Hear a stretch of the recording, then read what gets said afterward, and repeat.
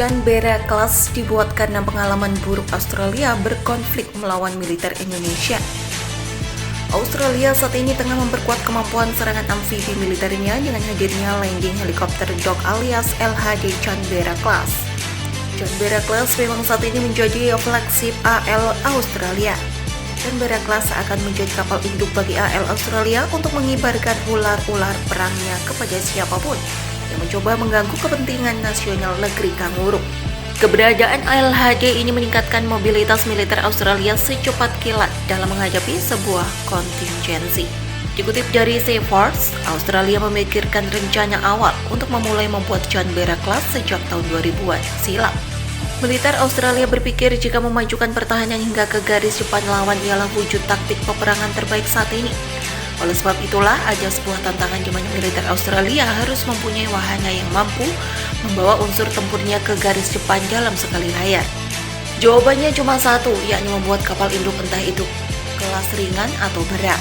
Sebab kapal mendarat amfibi yakni HMAS Canimbla dan HMAS Manora sudah uzur sehingga perlu diganti.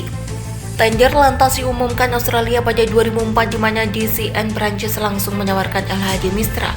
Selain itu, Navantia Spanyol juga menyodorkan LHD yang diberi nama Buque de Proyección Estratégica atau yang saat ini dikenal dengan Juan Carlos I.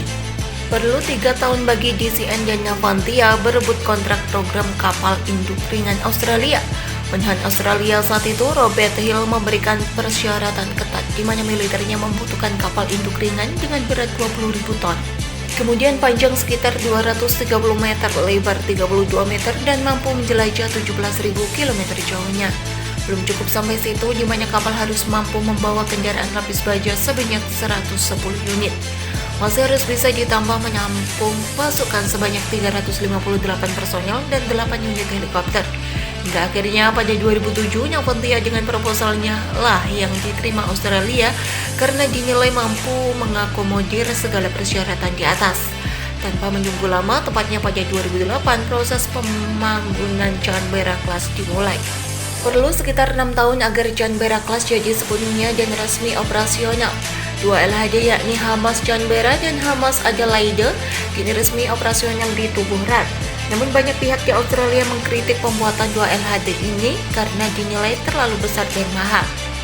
Memang ada benarnya laporan dari Australia Defence Association di mana pengalaman di lapangan militer Australia mengharuskan mereka mempunyai LHD Canberra Class. Salah satu alasannya karena pengalaman buruk ketika berkonflik melawan militer Indonesia di Timur Timur.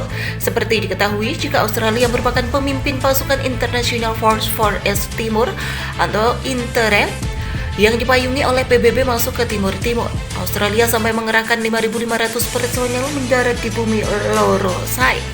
Pernah pasukan INTEREM dibuat kalang kabut karena kapal pendarat amfibi yang membawa pasukan Australia yakni HMAS Canimbla dibayang-bayangi kapal selam Indonesia.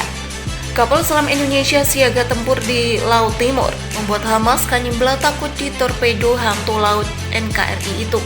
Mereka membutuhkan perbaikan dan pembangunan kembali yang ekstensif lebih dari perkiraan semula dan tidak beroperasi sampai setelah akhir krisis Timur Timur tahun 1999, di mana mereka akan sangat berharga, jelasnya. Maka ide membuat Canberra Class mulai dicetuskan tahun 2000 gara-gara konflik melawan militer Indonesia. Indonesia apakah perlu membuat tandingan bagi Canberra Class? Sebab ada wacana Australia bakal menempatkan F-35B di kapal induk helikopter itu.